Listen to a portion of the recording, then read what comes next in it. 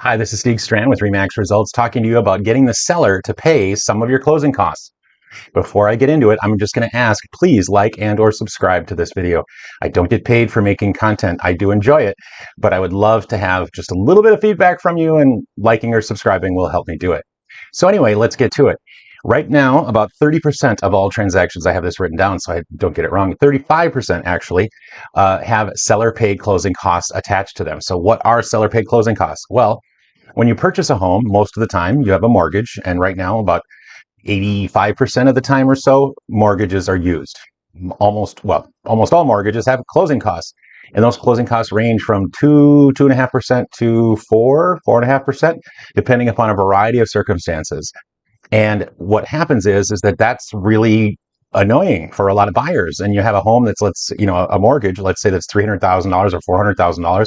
The closing costs, could be $6, 8, 10, $12,000. And that's a lot of money that they can't put towards their down payment to build instant equity. So they have to pay that. So a lot of times what's happened, and it's been happening for a long time, but especially recently with the rates going up, last year going from, 3-ish to 7-ish, and now they're, floating down a little bit, which is great.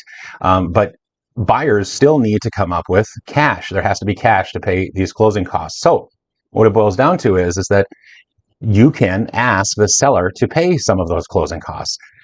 It would be interesting to know, and I don't know, but I know from my own personal practice and my buyers recently, we've been hovering around that 1.5% to 2% margin of asking for roughly 1.5% to 2% of the closing costs, and that would be the price of the home. So, for instance, if the home is $400,000, we're asking for $6,000, $7,000, something like that.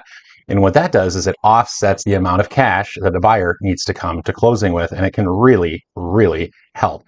One other thing, and that is it's kind of, it's a self-fulfilling prophecy, but you could actually pay a little more for the home than you normally would have, so that you can then ask for them to pay part or all of your closing costs. So effectively, you could be financing your closing costs or a portion of your closing costs.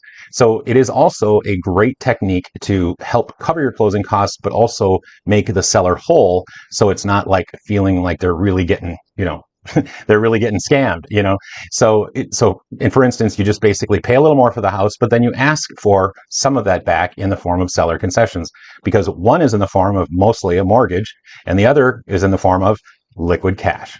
And most of the time, I know my buyers and me, I'd rather take that liquid cash as much as possible and put it into a higher down payment or furniture, or mac and cheese and spaghetti with no meat after closing.